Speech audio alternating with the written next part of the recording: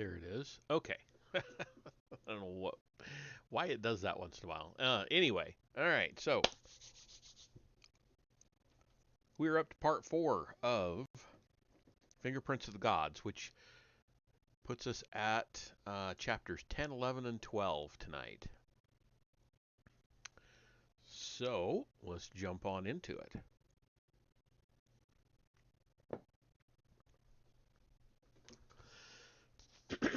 Excuse me. All right. So, chapter 10, The City at the Gate of the Sun. One more sip here first.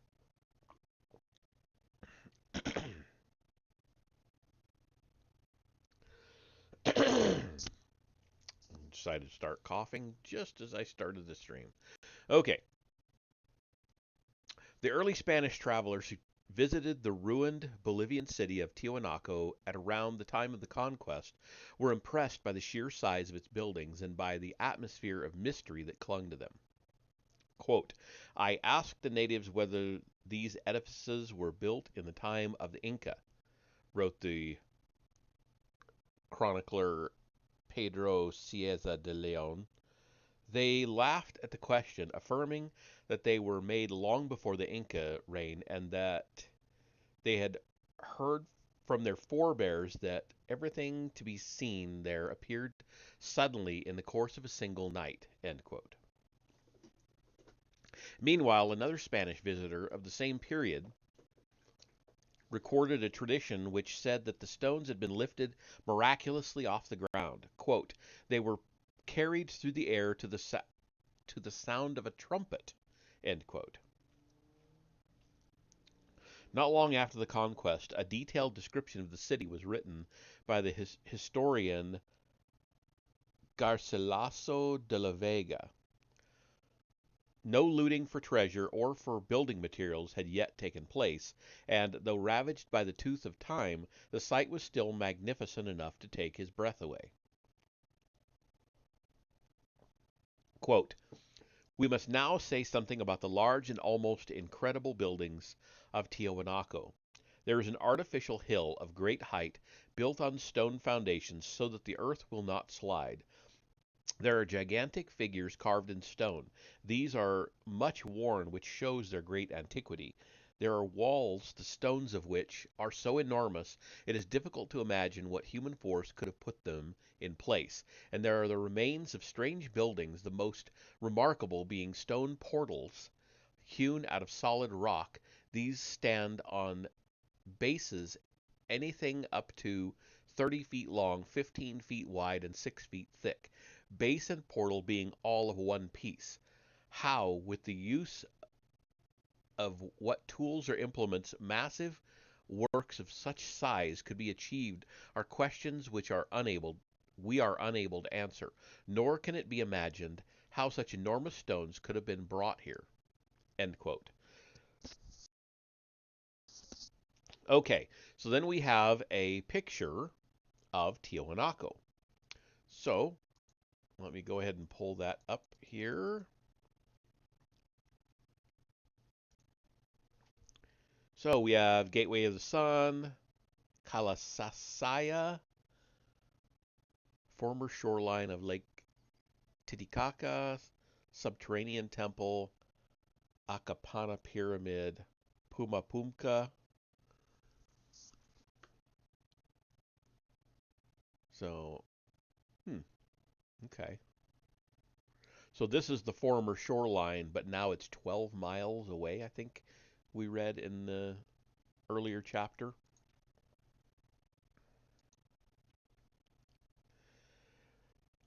Okay. That was in the 16th century. More than 400 years later, at the end of the 20th century, I shared Garcilaso's puzzlement. Scattered around Tiwanaku in defiance of the looters who had robbed the site of so much in recent years, were monoliths so big and cumbersome yet so well cut that they almost seemed to be the work of super beings. Sunken Temple is the next section. Like a disciple at the feet of his master, I sat on the floor of the sunken temple and looked up at the enigmatic face which all the scholars of Tiwanaku believed was intended to represent Viracocha. Untold centuries ago, unknown hands had carved this likeness into a tall pillar of red rock. Though now much eroded, it was the likeness of a man at peace with himself. It was the likeness of a man of power. He had a he had a high forehead and large round eyes. His nose was straight, narrow at the bridge, but flaring toward the nostrils. His lips were full. His distinguishing feature, however, was his stylish and imposing beard, which had the effect of making his face broader at the jaws than at the temples. Looking more closely, I could see that the sculptor had portrayed a man whose skin was shaved all around his lips, with the results that his mustache began high on his cheeks, roughly parallel with the end of his nose. From there it curved extravagantly down beside the corners of his mouth, forming an exaggerated goatee at the chin, and then followed his jawline back to his ears. Above and below the ears on the side of the head were carved odd representations of animals, or perhaps it would be better to describe these carvings as representations of odd animals, because they looked like big, clumsy, prehistoric mammals with fat tails and club feet. There were other points of interest. For example, the stone figure of Viracocha had been sculpted with the hands and arms folded, one below the other, over the front of a long flowing robe. On each side of this robe appeared the sinuous form of a snake coiling upwards from ground to shoulder level, and as I looked at this beautiful design, the original of which had perhaps been embroidered on rich cloth, the picture that came into my mind was of Viracocha as a wizard or a sorcerer, a bearded Merlin-like figure dressed in weird and wonderful clothes, calling down fire from heaven. The temple in which the Viracocha pillar stood was open to the sky and consisted of a large rectangular pit, like a swimming pool, dug out 6 feet below ground level. Its floor, about 40 feet long by 30 feet wide, was composed of hard, flat gravel. Its strong vertical walls were formed from precisely dressed ashlar blocks of varying sizes laid closely against one another without mortar in the joints and interspersed with taller, rough-hewn stelae. A set of steps was let into the a set of steps was let into the southern wall, and it was down these I had come when I had entered the structure. I walked several times around the figure of Viracocha, resting my fingers on the sun-warmed stone pillar, trying to guess its purpose. It was perhaps 7 feet tall, and it faced south, with its back to the old shoreline of Lake Titicaca, originally less than 600 feet away. Ranged out beyond this central obelisk, furthermore, there were two others of smaller stature, possibly intended to represent Viracocha's legendary companions. All three figures, being severely functionally vertical, cast clean-edged shadows as I gazed at them, for the sun was past its zenith. I sat down on the ground again and looked slowly all around the temple. Viracocha dominated it like the conductor of an orchestra, and yet its most striking feature undoubtedly lay elsewhere. Lining the walls at various points and heights were dozens and dozens of human heads sculpted in stone. These were complete heads protruding three-dimensionally out of the walls. There were several different and contradictory scholarly opinions as to their function. Pyramid is the next section. From the floor of the sunken temple, looking west, I could see an immense wall into which was set an impressive geometrical gateway made of large stone slabs. Silhouetted in this gateway by the afternoon sun was the figure of a giant. The wall, I knew, enclosed a parade ground-sized area called the Kalasasaya, a word in the local Aymara language meaning simply place of the upright standing stones. And the giant was one of the huge time-worn pieces of sculpture referred to by Garcilaso de la Vega. I was eager to take a look at it, but for the moment my attention was diverted southwards toward an artificial hill 50 feet high, which lay almost directly ahead of me as I climbed the steps out of the sunken temple. The hill, which had also been mentioned by Garcilaso, was known as the Akapana Pyramid. Like the pyramids at Giza in Egypt, it was oriented with surprising precision towards the cardinal points. Unlike those pyramids, its ground plan was somewhat irregular. Nonetheless, it measured roughly 690 feet on each side, which meant that it was a hulking piece of architecture and the dominant edifice of Tiwanaku. I walked towards it now and spent some time strolling around it and clambering over it. Originally, it had been a clean-sided step pyramid of earth faced with large andesite blocks. In the centuries since the conquest, however, it had been used as a quarry by builders from as far away as La Paz, with the result that only about 10% of its superb facing blocks now remained. What clues, what evidence had those nameless thieves carried off with them? As I climbed up the broken sides and around the deep grassy troughs in the top of the Akapana, I realized that the true function of the pyramid was probably never going to be understood. All that was certain was that it had been merely not been merely decorative or ceremonial. On the contrary, it seemed almost as though it might have functioned as some kind of arcane device or machine. Deep within its bowels, archaeologists have discovered a complex network of zigzagging stone channels,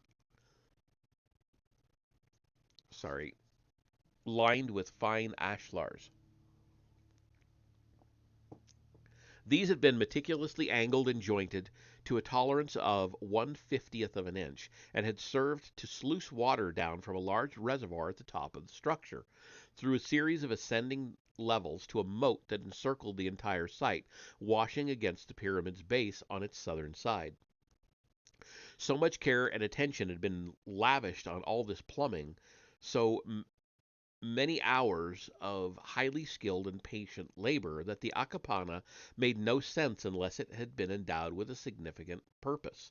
A number of archaeologists I knew had speculated that this purpose might have been connected with a rain or river cult involving a primitive veneration of the powers and attributes of fast flowing water. One sinister suggestion, which implied that the unknown technology of the pyramid might have had a lethal purpose, was derived from the meaning of the words hake and apana. In the ancient Aymara language still spoken hereabouts, hake means people or men. Apana means to perish, probably by water. Thus, Akapana is a place where people perish. Oh, that was apparently a quote. It starting with hake means people or men. So, sorry about that. Another commentator, however, after making a careful assessment of all the characteristics of the hydraulic system, proposed a different solution, namely that the sluices had most probably been part of a processing technique, the use of flowing water for washing ores, perhaps, end quote. Excuse me. Gateway of the Sun. Leaving the western side of the enigmatic pyramid, I made my way toward the southwest corner of the enclosure known as the Kalasaya. I could now see why it had been called the place of the upright standing stones. For this was precisely what it was. At regular intervals in a wall composed of bulky trapezoidal blocks, huge dagger-like monoliths more than 12 feet high had been sunk hilt first into the red earth of the Altiplano. The effect was of a giant stockade, almost 500 feet square, rising about twice as far above the ground as the sunken temple had been interred beneath it. Had the Kalasasaya been a fortress then? Apparently not. Scholars now generally accept that it functioned as a sophisticated celestial observatory. Rather than keeping enemies at bay, its purpose had been to fix the equinoxes and the solstices and to predict with mathematical precision the various seasons of the year. Certain structures within its walls, and indeed the walls themselves, appeared to have been lined up to particular star groups and designed to facilitate measurement of the amplitude of the sun in summer, winter, autumn, and spring. In addition, the famous Gateway of the Sun, which stood in the northwest corner of the enclosure, was not only a world class work of art, but was thought by those who had studied it to be a complex and accurate calendar carved in stone. Quote, the more one gets acquainted with the sculpture, the greater becomes one's conviction that the peculiar layout and pictorialism of this calendar cannot possibly have been the result merely of the ultimately unfathomable whim of an artist, but that its glyphs, deeply sensible, constitute the eloquent record of the observations and calculations of a scientist. The calendar could not have been drawn up and laid out in any other way than this. End quote. My background research had made me especially curious about the Gateway of the Sun, and indeed about the Kala Sasaya as a whole. This was so because certain astronomical and solar alignments, which we review in the next chapter, had made it possible to calculate the approximate period when the Kala Sasaya must originally have been laid out. These alignments suggested the controversial date of 15,000 BC, about 17,000 years ago, which would be controversial because the prevailing maybe not quite so much now, but in the 90s especially, the prevailing theory was that people came across the Bering Land Bridge somewhere between 13 and 15,000 years ago. So obviously that wouldn't fit the paradigm. They've kind of changed that up now. There are alternate theories that have been kind of catching on, um, crossing the ocean or ice shelves from Europe directly, coming west rather than always only coming east over Bering Land Bridge. Also, there's definitely some evidence of people reaching South America, the western edge of South America by boat, almost 40 or 50,000 years ago. So there's some stuff out there. This is not that controversial anymore, not like it was in the 90s. Okay, that is the end of chapter 10. Chapter 11, Intimations of Antiquity.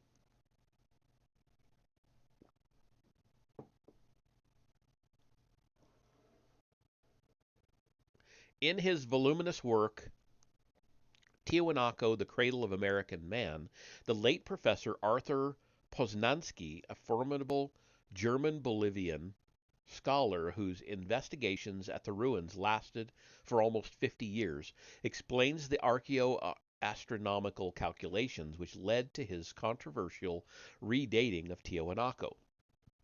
These, he said, were based, quote, solely and exclusively on the difference in the obliquity of the ecliptic of the period in which the Kala Sasaya was built and that which it is today, end quote. What exactly is the obliquity of the ecliptic, and why does it make Tiwanaku 17,000 years old? According to the dictionary definition, it is, quote, the angle between the plane of the Earth's orbit and that of the celestial equator, equal to approximately 23 degrees 27 minutes at present. Did I read that right? It's degrees and then minutes.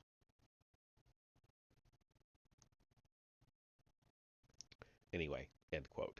To clarify this obscure astronomical notion, it helps to picture the Earth as a ship sailing on the vast ocean of the heavens.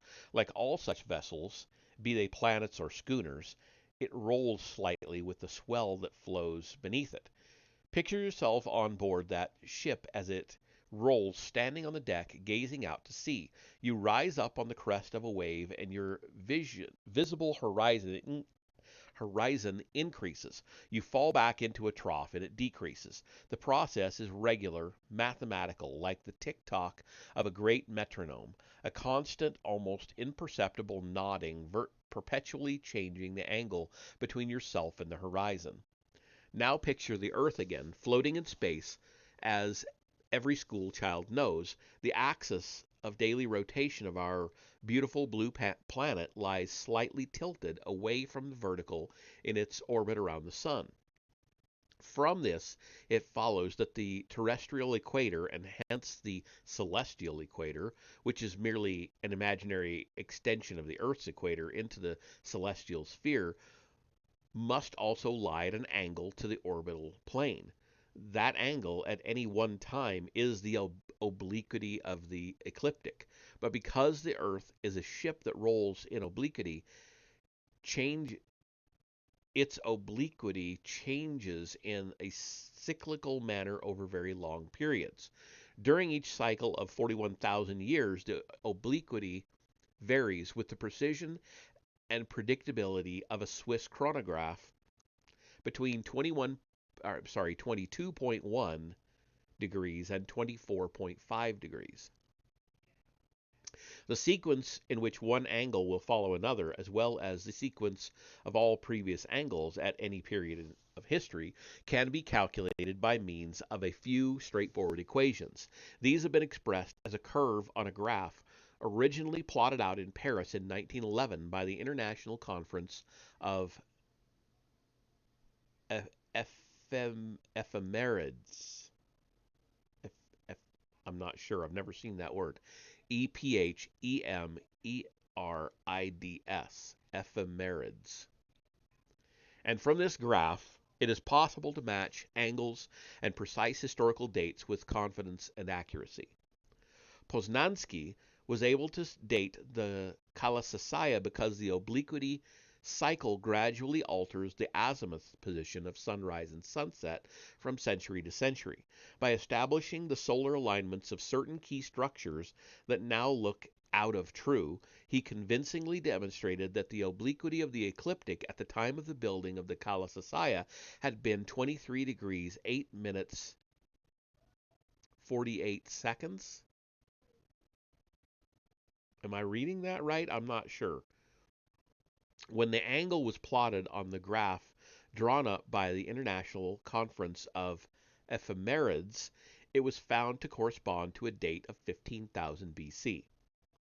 Of course, not a single Orthodox historian or archaeologist was prepared to accept such an early origin for Tiwanaku, preferring, as noted in Chapter 8, to agree on the safe estimate of AD 500.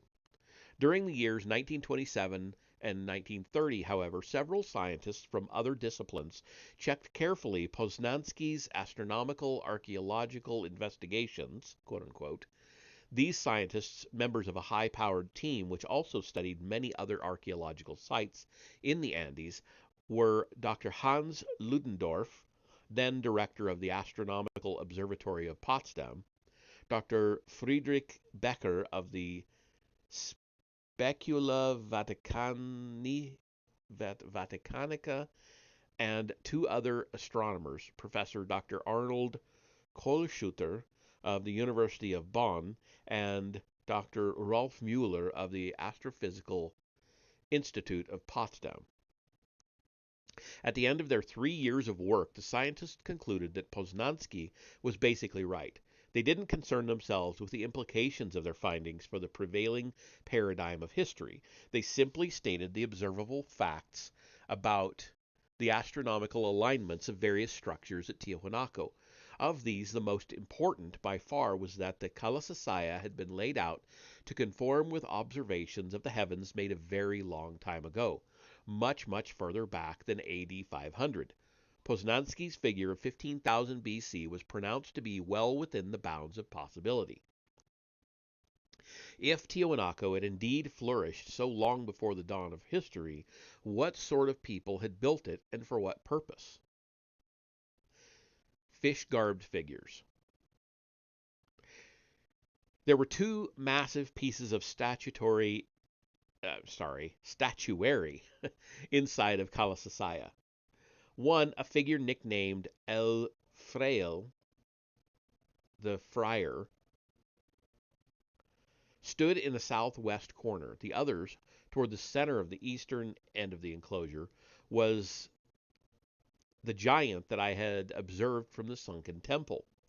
Carved in red sandstone, worn and ancient beyond reckoning, El Fraile stood about 6 feet high and portrayed a humanoid, androgynous being with massive eyes and lips. In its right hand it clutched something resembling a knife with a wavy blade, like an Indonesian kris. In its left hand was an object like a hinged and case-bound book. From the top of this book, however, protruded a device which had been inserted into it as though into a sheath. From the waist down the figure appeared to be clad in a garment of fish scales, and as though to confirm this perception, the sculptor had formed the individual scales out of rows and rows of small, highly stylized fish heads. This sign had been persuasively interpreted by Poznansky as meaning fish in general. It seemed, therefore, that El Fraile was a portrayal of an imaginary or symbolic fish-man. The figure was also equipped with a belt sculpted with the images of several large crustaceans, so this notion seemed all the more probable. What had been intended? I had learned of one local tradition I thought might shed light on the matter. It was very ancient and spoke of gods of the lake with fish tails called Chulua and Umantua. In this, and in the fish-garbed figures, it seemed that there was a curious out-of-place echo of Mesopotamian myths, which spoke strangely and at length about amphibious beings, quote, endowed with reason, end quote, who had visited the land of Sumer in remote prehistory. The leader of these beings was named Oannes, or Uan, according to the Chaldean scribe Berosus. Quote, the whole body of Oannes was like that of a fish, and had under a fish's head another head, and also feet below, similar to those of a man, subjoined to the fish's tail. His voice, too, and language was articulate and human, and a representation of him is preserved even to this day. When the sun set, it was the custom of this being to plunge again into the sea and abide all night in the deep, for he was amphibious. End quote. According to the traditions reported by Berosus, Oannes was, above all, a civilizer. Quote, in the daytime he used to converse with men, but took no food at that season, and he gave them an insight into letters and sciences, and every kind of art. He taught them to construct houses, to found temples, to compile laws, and explained to them the principles of geometrical knowledge. He made them distinguish the seeds of the earth, and showed them how to collect fruits. In short, he instructed them in everything that could tend to soften manners and to humanize mankind. From that time, so universal were his instructions, nothing has been added materially by way of improvement. End quote.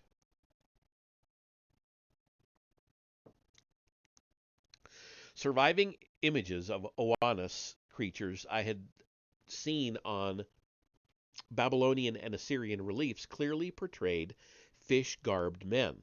Fish scales formed the dominant motif on their garments, just as they did on those worn by El Fraile.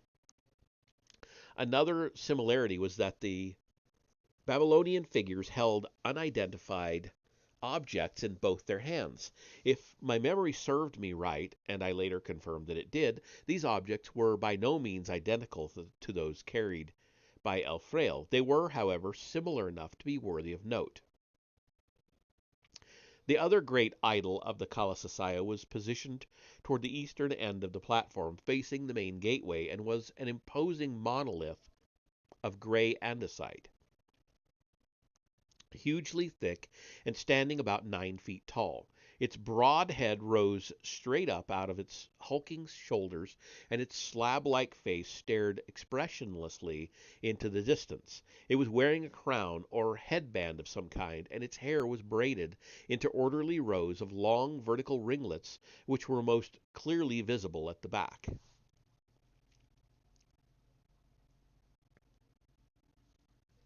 The figure was also intricately carved and decorated across much of its surface, almost as though it were tattooed. Like El Fraile, it was clad below the waist in a garment composed of fish scales and fish symbols.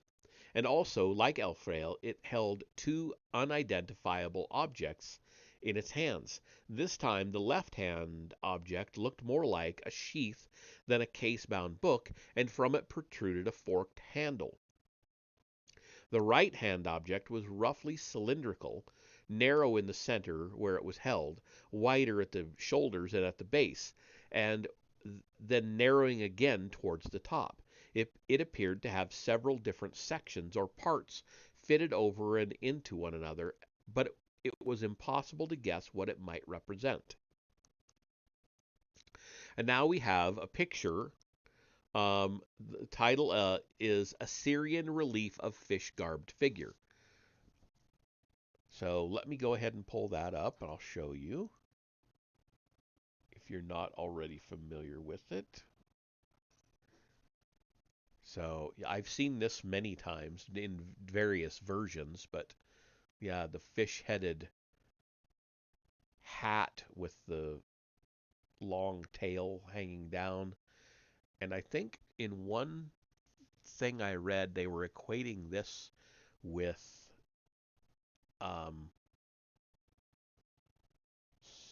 some of the Catholic headgear that is still worn has a vaguely similar um, configuration as this fish head hat that this guy's wearing. Just an FYI. Images of extinct species. Leaving the fish-garbed figures, I came at last to the Gateway of the Sun, located in the northwest corner of the Kalasasaya. It proved to be a free-standing monolith of gray-green andesite about 12.5 feet wide, 10 feet high, and 18 inches thick, weighing an estimated 10 tons. Perhaps best envisaged as a sort of an Arc de Triomphe, though on a much smaller scale. It looked in this setting like a door connecting two invisible dimensions, a door between nowhere and nothing.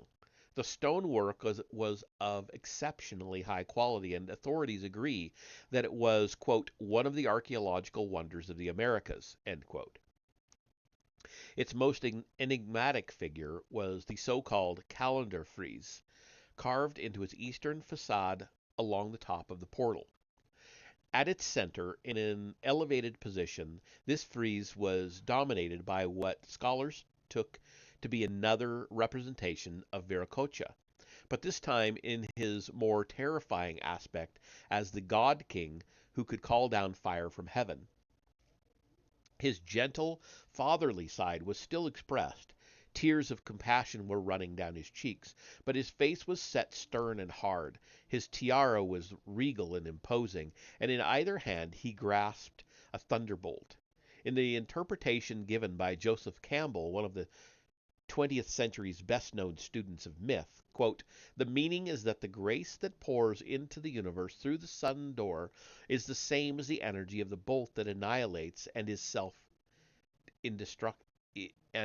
itself indestructible, end quote. I turned my head to right and left, slowly studying the remainder of the frieze. It was a beautifully balanced piece of sculpture, with 3 rows of 8 figures, 24 in all, lined up on either side of the elevated central image. Many attempts, none of them particularly convincing, had been made to explain the assumed calendrical function of these figures. All that could really be said for sure was that they had a peculiar, bloodless, cartoon-like quality, and that there was something coldly mathematical, almost machine-like, about the way they seemed to march in regimented lines towards Viracocha. Some apparently wore bird masks, others had sharply pointed noses, and each had in his hand an implement of the type the high god was himself carrying. The base of the frieze was filled with a design known as the meander, a geometrical series of step pyramid forms set in a continuous line and arranged alternately upside down and right side up, which was also thought to have had a calendrical function. On the third column from the right-hand side, and more faintly on the third column from the left-hand side too, I could make out a clear carving of an elephant's head, ears, tusks, and trunk. This was unexpected, since there were no elephants anywhere in the New World. There had been, however, in prehistoric times, as I was able to confirm much later, particularly numerous in the southern Andes, until their sudden extinction around 10,000 BC, end of the Younger Dryas, had been the number of species called Cuvieronius, an elephant-like proboscid, complete with tusks and a trunk, uncannily similar in appearance to the elephants of the Gateway of the Sun. I stepped forward a few paces to take a closer look at these elephants. Each turned out to be composed of the heads of two crested condors, placed throat to throat, the crests constituting the ears and the upper part of the neck the tusks. The creatures thus formed still looked like elephants to me, perhaps because a characteristic visual trick the sculptors of Tiahuanaco had employed again and again in their subtle and otherworldly art had been to use one thing to depict another. Thus, an apparently human ear on an apparently human face might turn out to be a bird's wing. Likewise, an ornate crown might be composed of alternate fishes and condors' heads. An eyebrow, a bird's neck and head, the toe of a slipper, an animal's head, and so on. Members of the elephant family formed out of condors' heads, therefore, need not necessarily be optical illusions. On the contrary, such inventive composites would be perfectly in keeping with the overall artistic character of the frieze. Among the riot of stylized animal figures carved into the Gateway of the Sun were a number of other extinct species as well. I knew from my research that one of these had been convincingly identified by several observers as Taxodon, a three-toed amphibious mammal about 9 feet long and 5 feet high at the shoulder, resembling a short, stubby cross between a rhino and a hippo. Like Cuvier Cuvieronius, Toxodon had flourished in South America in the late Pliocene 1.6 million years ago and had died out at the end of the Pleistocene about 12,000 years ago, 10,000 BC. Okay, so we have 4 pictures. I don't know if they'll come up separately. I'll read the caption here. Top left, detail from Tiahuanaco's Gateway of the Sun showing proboscid, tusked elephant-like figure. Top right, biological reconstruction drawing of Cuvieronius, a South American proboscid, once common in the Tiahuanaco area, but extinct since approximately 10,000 BC. Above left, unidentified animal, possibly Toxodon, carved on the side of the Viracocha figure in the subterranean temple.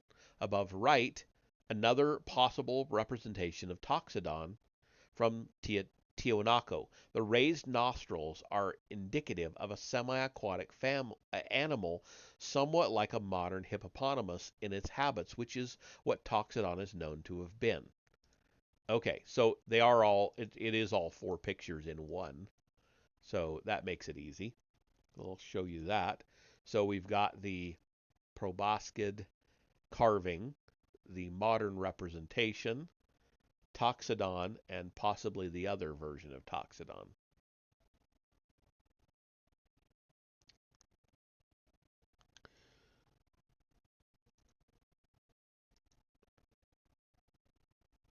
And then we have a reconstruction drawing of Toxodon, a South American species that became extinct in the 11th millennium BC. So I'll go ahead and show you that one. Blow it up here a bit. It is a little hippo-like. Kind of bear-like, too, in its features. You know what I mean?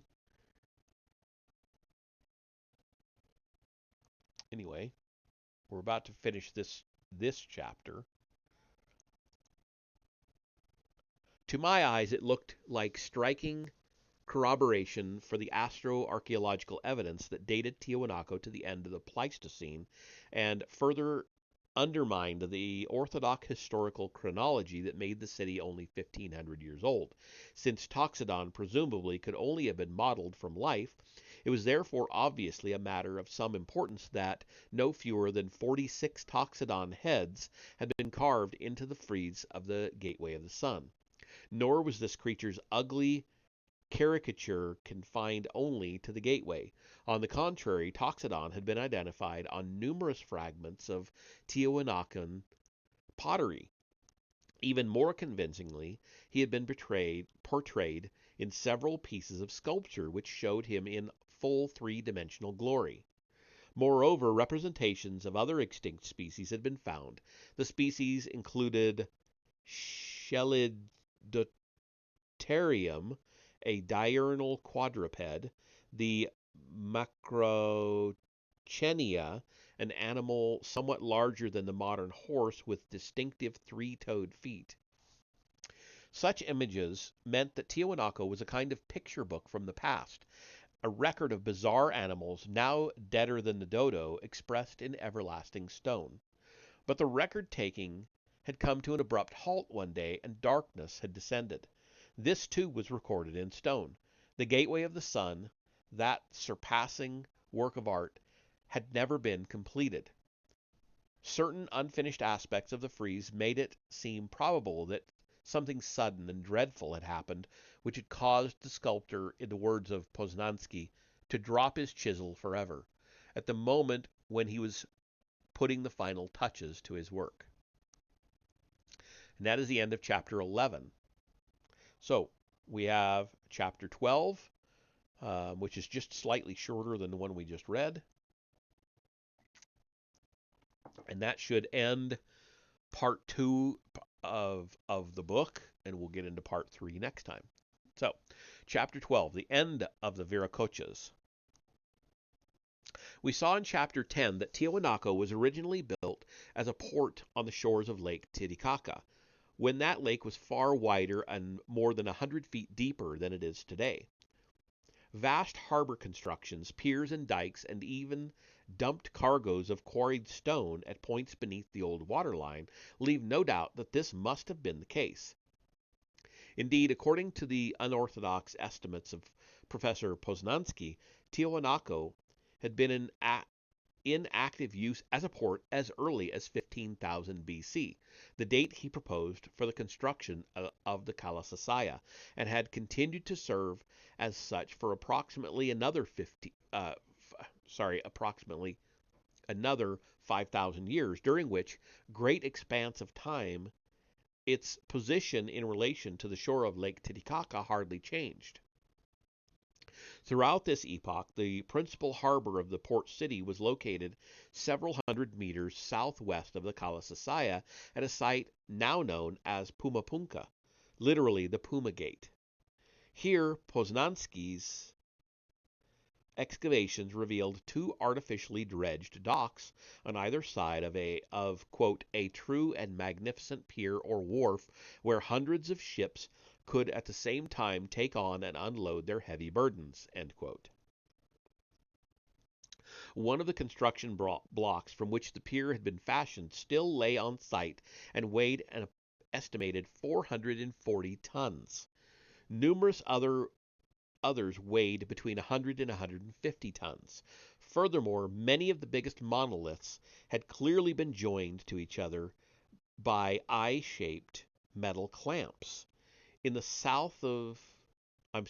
whole of South America, I knew this masonry technique had been found only on Tiwanakan structures.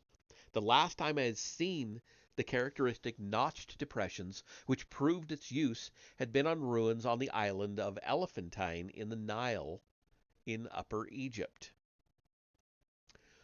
Okay, then we have another picture.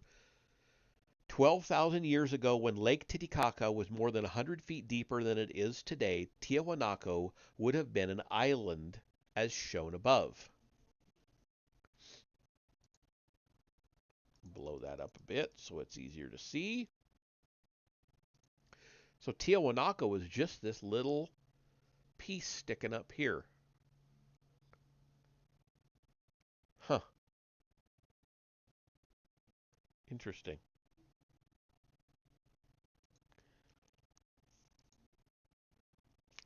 Equally thought-provoking was the appearance of the symbol of the cross on many of these ancient blocks, recurring again and again, particularly at the northern approach to Pumapunka.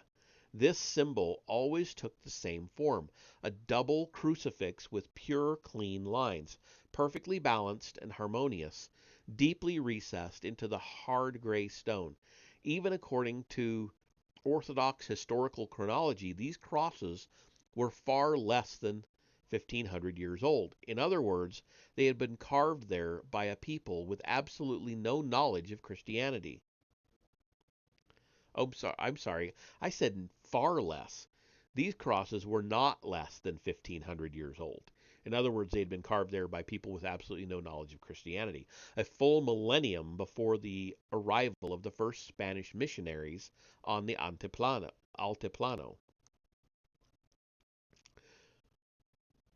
Where, come to that, had the Christians obtained their crosses?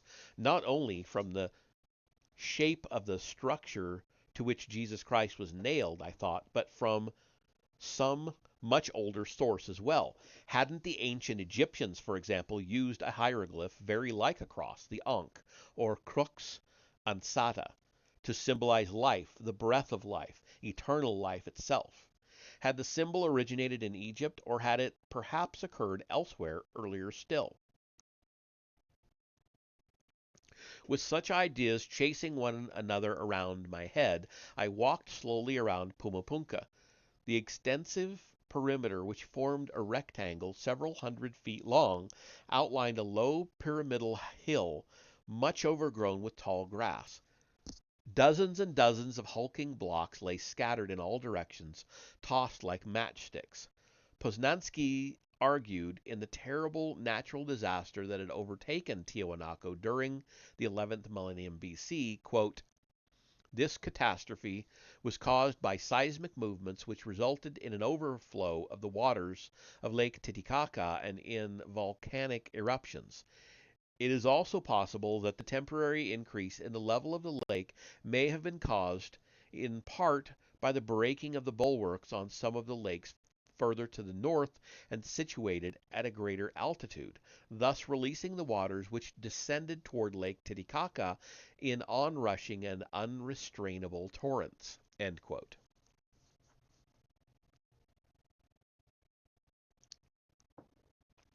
Poznansky's evidence that a flood had been the agent of the destruction of Tiahuanaco included, quote, the discovery of lacustrine flora, Paludistrina culminae, and Paludistrina andicola, Ancellus titicacensis, Planorbis titicacensis, etc., mixed in the alluvia with the skeletons of human beings who perished in the cataclysm, and the discovery of various skeletons of Orestias, fish of the family of the present bogus, in the same alluvia which contained the human remains. End quote. In addition, fragments of human and animal skeletons had been found lying, quote, in chaotic disorder among wrought stones, utensils, tools, and an endless variety of other things. All of this had been moved, broken, and accumulated in a confused heap. Anyone who would dig a trench here 2 meters deep could not deny that the destructive force of water, in combination with brusque movements of the earth, must have accumulated these different kinds of bones, mixing them with pottery, jewels, tools, and utensils. Layers of alluvium cover the whole field of the ruins, and lacustrine sand mixed with shells from Titicaca, decomposed feldspar, and volcanic ashes have accumulated in the places surrounded by walls. End quote. It had been a terrible catastrophe indeed that had overwhelmed Tiahuanaco, and if Poznansky was right, it took place more than 12,000 years ago. Thereafter, though the floodwaters subsided, quote, the culture of the Altiplano did not again attain a high point of development, but fell rather into a total and definitive decadence. End quote. Struggle and abandonment. This process was hastened by the fact that the earthquakes, which had caused Lake Titicaca to engulf Tiahuanaco, were only the first of many upheavals in the area. These initially resulted in the lake swelling and overflowing its banks, but they soon began to have the opposite effect, slowly reducing Titicaca's depth and surface area. As the years passed, the lake continued to drain inch by inch, marooning the great city, remorselessly separating it from the waters which had previously played such a vital role in its economic life.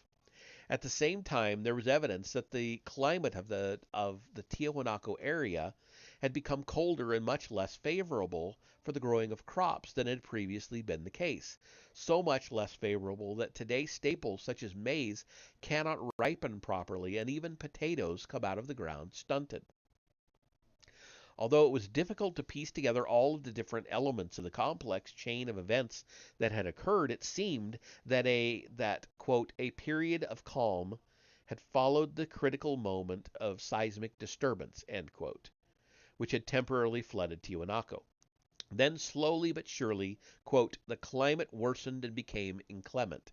Finally, there ensued mass emigrations of the Andean peoples towards locations where the struggle for life would not be so arduous. End quote. It seems that the highly civilized inhabitants of Tiwanaku, remembered in local traditions as the Viracocha people, had not gone without a struggle. There was puzzling evidence from all over the Altiplano that agricultural experiments of an advanced and scientific nature had been carried out with great ingenuity and dedication to try to compensate for the deterioration of the climate. For example, recent research has demonstrated that astonishingly sophisticated analyses of the chemical compositions of many poisonous high-altitude plants and tubers had been undertaken by somebody in this region in the furthest antiquity. Such analyses, furthermore, had been coupled with the invention of detoxification techniques, which had rendered these otherwise nutritious vegetables harmless and edible. There was as yet, quote, no satisfactory explanation for the development of these detoxification processes, end quote, admitted David Broman, associate professor of anthropology at Washington University. Well, if it's anything like, what's the name of that root? Manioc root in the Amazon. There are apparently hundreds of varieties of manioc root. I think I'm using the right, I think that's the name of it. And it has to be refined a lot to make it edible and non-poisonous. And it's essentially what we know in the US anyway as tapioca. That's what you get from this manioc root, if I remember right. I may be a little off on that. It's been like 30 years since I studied that, so I could be off. But if memory serves, that is what that was. So it could be very well be the same sort of um, understanding of and research, like he was saying, and detoxification process. Anyway, back to the reading. Likewise, in the same ancient period, somebody, as yet unidentified by scholarship, went to great lengths to build raised fields on the newly exposed lands that had so recently been under the waters of the lake, a procedure which created characteristic corrugated strips of alternately high and low ground. It was not until the 1960s that the original function of these undulating patterns of earthen platforms and shallow canals was correctly worked out. Still visible today and known as waru waaru by the local Indians, they proved to be part of a complex agricultural design perfected in prehistoric times, which had the ability, quote, to outperform modern farming techniques, end quote. In recent years, some of the raised fields were reconstructed by archaeologists and agronomists. These experimental plots consistently yielded 3 times more potatoes than even the most productive conventional plots. Likewise, during one particularly cold spell, a severe frost, quote, did little damage to the experimental fields, end quote. The following year, the crops on the elevated platforms survived an equally ruinous drought.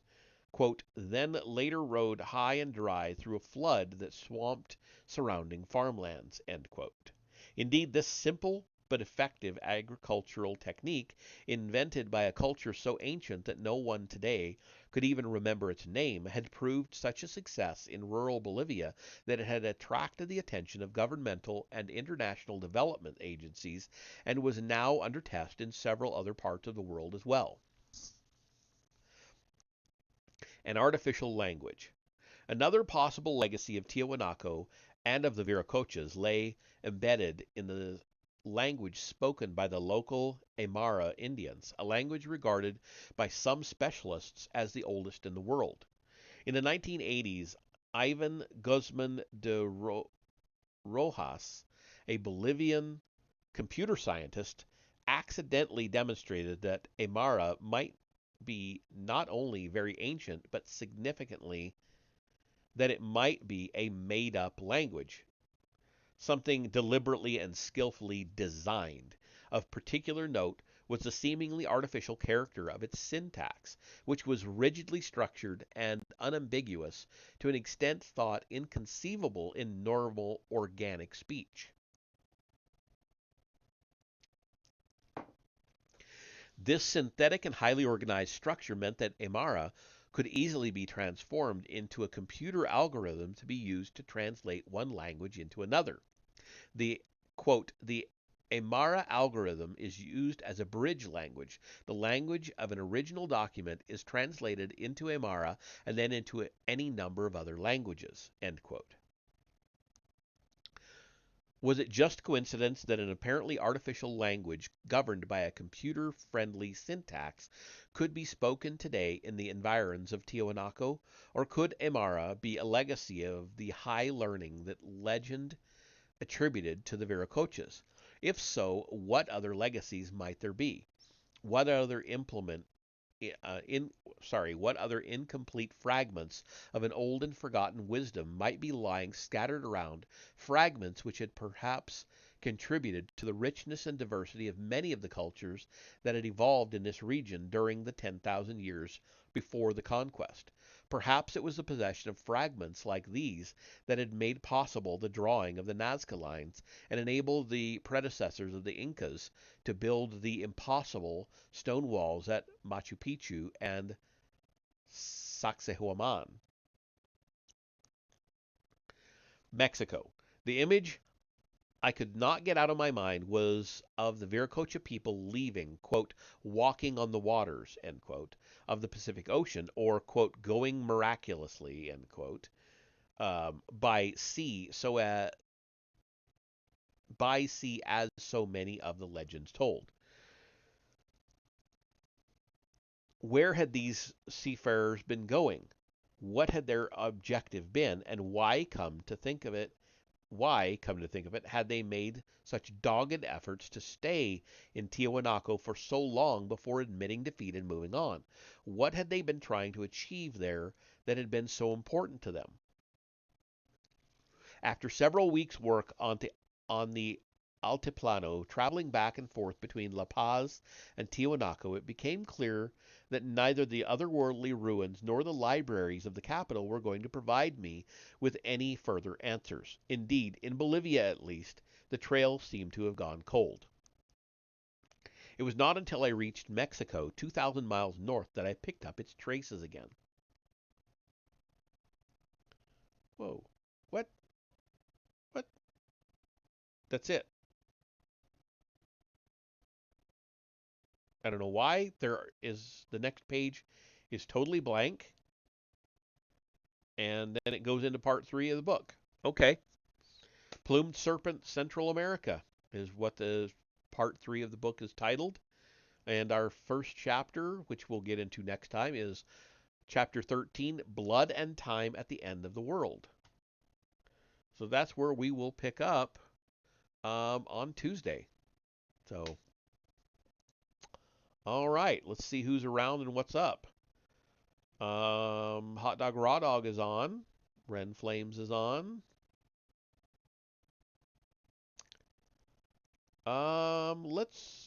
We haven't been over to Hot Dog for a while. Let's go over and visit him. So yeah, I'll go ahead and take us on over there, and I will see you there in a minute.